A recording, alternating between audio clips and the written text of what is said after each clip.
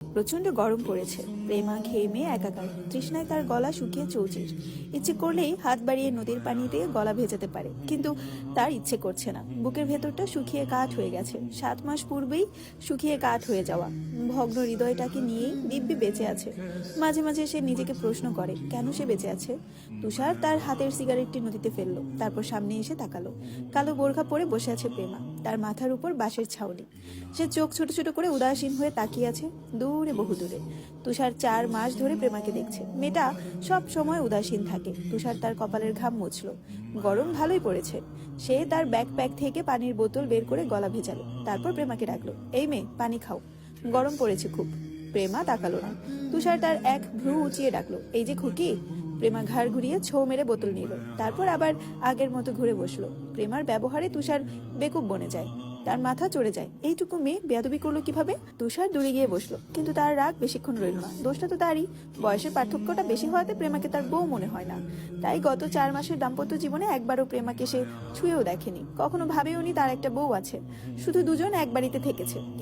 এই যুগে এরকম 14-15 বছরের পার্থক্যে স্বামী স্ত্রী আরোহ দেখা যায়। তবুও কেন যেন তুষার প্রেমাকে ছোট স্কুল পড়ুয়া একটা মেয়ে ছাড়া আর কিছুই ভাবতে পারে না।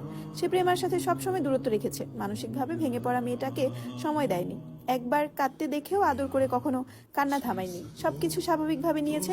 তুষার যে রসকসহীন কাঠখোট্টা একটা মানুষ প্রেমা বুঝে নিয়েছে। তুষারও বুঝতে পেরেছে। তাকে বুঝিয়ে তার মা গত শুক্রবার জুম্মার পর তুষারের মা আইতুন বিবি তুষারের সাথে ব্যক্তিগতভাবে কথা বলেন, বুঝান বউকে বউয়ের মতো দেখতে। বিয়ে যখন হয়েছে, প্রেমাই তুষারের জীবনের নিখুঁত স্ত্রী। প্রেমা নিঃসঙ্গতায় কামড়ে খিটখিটে হয়ে যায়। এক বোন কবরে, অন্য বোন জেলে। যে স্বামী হয়েছে সেও দূরত্ব বজায় রেখে চলে।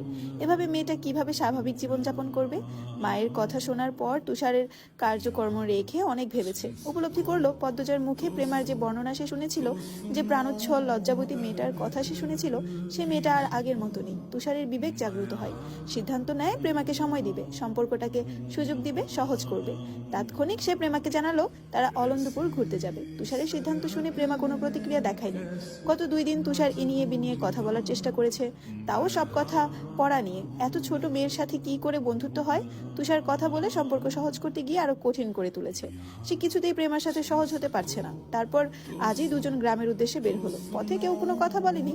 অলন্দপুরে চলে এসেছে তারা। নৌকা ধীর গতিতে আটপাড়ায় দিকে এগোচ্ছে। তুষার আর চোখে প্রেমাকে দেখলো। প্রেমা ঝিম ধরে বসে আছে। তুষার খ্যাক করে গলা পরিষ্কার করে ডাকলো, প্রেমা। প্রেমা ঘাড় ঘুরিয়ে তাকালো। সে অবাক হয়েছে। স্বামী নামক কঠিন পাথরটি তাকে সবসময় খুকি বলে অথবা এই মেয়ে বলে ডাকে। হুট করে প্রেমা ডাকটা শুনে অবাক হয়েছে, আবার ভালোও লাগলো। তুষার গম্ভীর্যতা ভেঙে প্রেমার দিকে এগিয়ে আসে। প্রেমার সামনে এসে বসলো। মাঝি বাউল গান গাইছে, গাইতে গাইতে বৈঠা বাইছে। তুষারকে একরকম মুখোমুখি বসতে দেখে প্রেমা উৎসুক হয়ে তাকায়। তুষার বসেছে তো ঠিকই, কিন্তু কি বলবে খুঁজে পাচ্ছে না। আরো 2-3 বার খ্যাক করে কাশলো, তারপর বলল, আমাদের সম্পর্কটা আসলে কি। এটা কেমন প্রশ্ন। প্রেমা ভ্রুকুটি করলো। তুষার নিজের প্রশ্নে নিজেই হতভম্ব হয়ে যায়।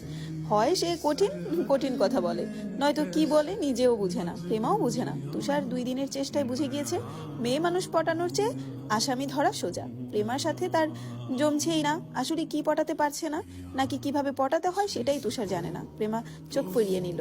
তুষারের হাব ভাব সে বুঝে না, বোঝার ইচ্ছেও নেই। ম্যাট্রিক পরীক্ষাটা দেওয়া হয়নি, আরো 1 বছর পড়তে হবে। জীবনটা এলোমেলো হয়ে গেছে।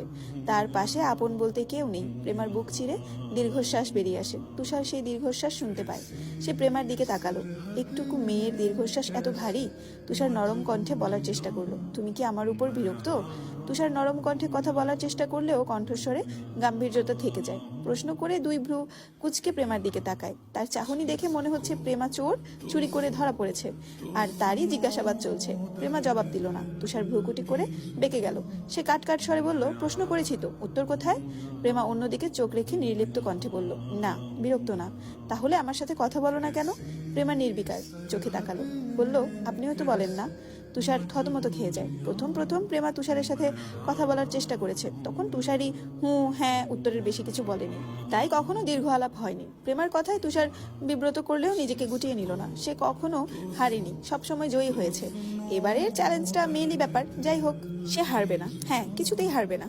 তুষার মাছি দাঁড়ানোর মতো হাত নাড়িয়ে বলল, পিছনের কথা বাদ, এখন থেকে দুজনেই কথা বলবো, ঠিক আছে। প্রেমা হ্যাঁ সূচক মাথা নাড়ালো। তুষার বলল, বেশি গরম লাগছে। তুষার দূরে চোখ রেখে বলল, আর কিছুক্ষণ, এসেই পড়েছি। আচমকা কালো মেঘ ছেয়ে যায় আকাশে, দক্ষিণা বাতাস ধেয়ে আসে। দস্যি বাতাসে প্রেমার ওড়না একাংশ ছাউনির বাইরে চলে যায়। তুষার ধরল, প্রেমা তার অবাধ্য ওড়নাকে সুন্দর করে গায়ে পেঁচিয়ে নিল। 3-4 দিন ধরে হুটহাট বাতাস বইছে, সেই সাথে ভ্যাপসা গরম তো রয়েছেই। তুষার চোখ ছোট ছোট করে চারপাশে দেখছে। নদীর দুই পারে 2 গ্রাম, বামে হিন্দুপাড়া, ডানে আটপাড়া। আটপাড়ার সব মানুষ মুসলমান। তুষার বলল, হিন্দুপাড়ায় কখনো গিয়েছো? অনেকবার। তুষার প্রেমার মুখের দিকে তাকালো, বলল, আমাদের বিয়েটা কি করে হলো জানো? জানি। কি জানো? প্রেমা নির্বিকার স্বরে বলল, হানি খালামনির কাছে আপনার আম্মা প্রস্তাব নিয়ে যান, তারপর কিছু বুঝে ওঠার আগেই পরের দিনই আমার বিয়ে হয়ে যায়। তুষার গুরুতর ভঙ্গিতে প্রশ্ন করলো, অচেনা একজনকে এক কথায় বিয়ে করে নিলে কেন? তোমার অনুমতি নেওয়া হয়নি? তুষার এসব কেন জিজ্ঞাসা করছে প্রেমা জানে না, জানতে ইচ্ছে হলেও সে প্রশ্ন করবে না। প্রেমা উদাস গলায় বলল, তখন আমার অভিভাবক আমার নানু আর খালামণি ছিল, আমার ভাবার বা বলার কিছু ছিল না। খালামণি যা চেয়েছেন তাই হয়েছে। তুমি এই বিয়েতে সুখী হতে পারোনি, তাই না? তুষারের সহজ সরল প্রশ্ন। প্রেমা তুষারের চোখের দিকে সরাসরি তাকালো। মানুষটা হঠাৎ করে তার সুখ নিয়ে ভাবছে কেন? সে চোখ নামিয়ে ফেললো, কিছু বলল না। তুষার মিনিট 2 সময় পার করে বলল, আমাদের বিয়ে হোক, তোমার বড় আপা চেয়েছিল। প্রেমা চকিতে তাকালো, তার চোখ দুটি হঠাৎ করেই জীবন্ত হয়ে ওঠে। তুষার পরিষ্কার দেখতে পাচ্ছে প্রেমার মুখটা কেমন সতেজ হয়ে উঠেছে। প্রেমা বলল, আপা চেয়েছিল? তুষার বলল, তোমার আপা মানসিকভাবে বিপর্যস্ত থাকলেও তিনি তোমাকে নিয়ে চিন্তিত ছিলেন। তখন আমার আম্মা আমার বিয়ে নিয়ে উঠে পড়ে লেগেছিলেন, বারবার টেলিফোন করতেন, বিয়ের জন্য চাপাচাপি করতেন। আমি বিয়েতে আগ্রহী ছিলাম না। আমার বেড়ে ওঠা অন্য 10 জনের মতো ছিল না। বাবা ছাড়া শহরে বেড়ে ওঠা ছেলে মেয়েগুলো জানে জীবন কতটা নিষ্ঠুর হতে পারে। তোমার আপা কথা কম বলতেন, কথা বলতে বলতে হুট করে থেমে যেতেন। তার মাঝে আম্মাও কল করতেন অনবরত। তাই একবার আম্মার সাথে চেঁচামেচি করছিলাম, কিছু কথা তোমার আপার কানে যায়। সেদিন রাত্রিবেলা হাওলাদার বাড়ি সম্পর্কে বলতে বলতে তোমার আপা থেমে যান, বাকি কথা কিছুতেই বলছিলেন না। যখন জোর করছিলাম বলার জন্য, আমাকে অনুরোধ করেন আম্মাকে নিয়ে তোমাকে একবার যেন দেখতে চাই, আর আম্মার পছন্দ হলে যেন বিয়ে করি। ততক্ষণে তোমার সম্পর্কে অনেক কিছুই শুনেছি। আমার বিয়ে করাও জরুরি, নয়তো আম্মা খাওয়া দাওয়া ছেড়ে দিবেন। অন্যদিকে তোমার আপা নিজ ইচ্ছায় কিছু না বললেও কিছু জানাও সম্ভব নয়, তাই কথা দিয়েই তোমাকে দেখতে যাব। তোমার আপা হাসি মুখে বাকিটুকু বলেন। তিনি যেন নিশ্চিত ছিলেন আম্মা তোমাকে দেখলে পছন্দ করবে। ঠিক তাই হলো। খোঁজ নিয়ে জানতে পারি তুমি আর তোমার পরিবার হানি খালামুনির বাসায় আছো। আম্মাকেও জানাই একটা মেয়ে আছে, দেখে আসো পছন্দ হয় নাকি। আম্মা তো খুব খুশি। তোমাকে দেখার পর রাত্রে ঘুমাননি, সারা রাত তোমার সৌন্দর্যের প্রশংসা করেছেন। বাকিটুকু তো তুমি জানো। আমাকে বিয়ে করাটা অনুগ্রহ ছিল। প্রেমার কণ্ঠটা কেমন যেন শোনায়। তুষার কৈফিয়ত দেওয়ার মতো বলল, মোটেও না। আম্মার পছন্দ না হলে বিয়েটা হতো না। তোমার আপাও কিন্তু আমার উপর চাপিয়ে দেননি, বলেছেন একবার যেন দেখি, পছন্দ হওয়ার পর বিয়ে। আর আমার আম্মার তোমাকে পছন্দ হয়েছে, বরং তোমার সাথে আমাকে মানায় না। কেন মানায় না? প্রেমা নিজের অজান্তে প্রশ্ন করলো। তুষার বলল, আমার বয়স বেশি। প্রেমা আর কথা বাড়ালো না। তার ভালো লাগছে, হুট করেই ভীষণ ভালো লাগছে। এমনকি কাঠখোট্টা তুষারকেও এখন ভালো লাগছে। সে মৃদু হাসলো। তুষার প্রেমার হাসি খেয়াল করে বলল, হাসছো যে? প্রেমা ঠোঁটে হাসি নিয়ে বলল, আপনার গোফ জমিদারের মতো বড় বড়। প্রেমার কথা শুনে তুষারও হাসলো। পদ্মজা নামটাতে জাদু আছে। তার কথা উঠতেই প্রেমা হেসেছে, জীবন্ত হয়ে উঠেছে। তুষার বলল, তোমার নানি বাড়িতে এখন কে কে আছে? নানু আর হিমেল মামা। নানুর কিডনিতে কি না হয়েছিল, অপারেশন হয়েছে শুনেছি। শহরেই মেয়ের কাছে থাকতেন, গ্রামে আসতে গেলেন কেন? প্রেমা অবাক হওয়ার ভান ধরে বলল, আমি কি এখানে থাকি যে জানবো? প্রেমা থামলো, তারপর আবার বলল, গত বছর আপা যখন আসছিল গ্রামে, তখন নানু আর মামা খালামুনির কাছে ছিল। নানুর অপারেশন তখন হয়েছে। অনেকদিন কেটে গেছে, এখন নানু সুস্থ, গ্রামে সমস্যা হবে না। তোমার নানাকে দেখার ইচ্ছে ছিল, দেখতে পারিনি, আক্ষেপের স্বরে বলল তুষার। প্রেমা বলল, নানা তো 2 বছর আগেই চলে গিয়েছেন, দেখবেন কি করে? তুষার ছাউনির বাইরে আঙুলের ইশারা করে বলল, তোমাদের বাড়ির ঘাট না? প্রেমা বাইরে তাকিয়ে বলল, এত জলদি চলে এসেছি? তুষার কাপড়ের ব্যাগ হাতে নিয়ে বলল, কথা বলতে বলতে সময় কেটে গেছে। নৌকা মোড়ল বাড়ির ঘাটে এসে থামলো। তুষার মাঝিকে টাকা দিয়ে প্রেমাকে হাত ধরে নামায়। প্রেমার হাত ধরার সময় তুষারের মনে হলো এত কোমল হাত সে আগে কখনো ধরেনি। তাৎক্ষণিক তার বুকের ভেতর কি যেন হয়। প্রেমা উঠানে পা রাখতেই বাসন্তীর সাথে দেখা হয়। বাসন্তী প্রেমাকে দেখে চমকে যান, হাও মাও করে কেঁদে ওঠেন, প্রেমাকে শক্ত করে জড়িয়ে ধরেন। বাসন্তীর কান্না শুনে রুম্পা আর প্রান্ত ঘর থেকে বেরিয়ে আসেন। রুম্পা বারান্দায় গ্রিল ধরে দাঁড়িয়ে রইল। প্রান্ত বাইরে ছুটে আসে। বাসন্তী কাঁদতে কাঁদতে বললেন, ও মা, মা, আমার মা। প্রেমা আকস্মিক আগমন তিনি হজম করতে পারছেন না। মোড়ল বাড়ি মরুভূমিতে পরিণত হয়েছে। মরুভূমির মাঝে প্রেমা যেন জল হয়ে এসেছে। প্রেমা বাসন্তীর পিঠে হাত বুলিয়ে বলল, শান্ত হও বড় আম্মা, শান্ত হও। বাসন্তী প্রেমার কপালে গালে চুমু দিলেন। তুষার পাশ থেকে সালাম দিল। বাসন্তী চোখের জল মুছে তুষারকে বললেন, ভালো আছো আব্বা? জি আম্মা। আপনি তো অনেক শুকিয়ে গেছেন। মেয়েগুলো কাছে নাই, তারা ভালো নাই, আমি কেমনে ভালো থাকি বাপ? প্রেমা প্রান্তর দিকে তাকাতেই প্রান্ত প্রেমার মাথায় থাপ্পড় দিল। বলল, এতদিন পর আসলি? প্রেমা প্রান্তর চুল টেনে ধরে বলল, একদম মাথায় থাপ্পড় দিবি না, আমার মাথা ব্যথা করে। প্রান্ত আরো কিছু বলতে চাচ্ছিল, তুষারকে দেখে থেমে যায়।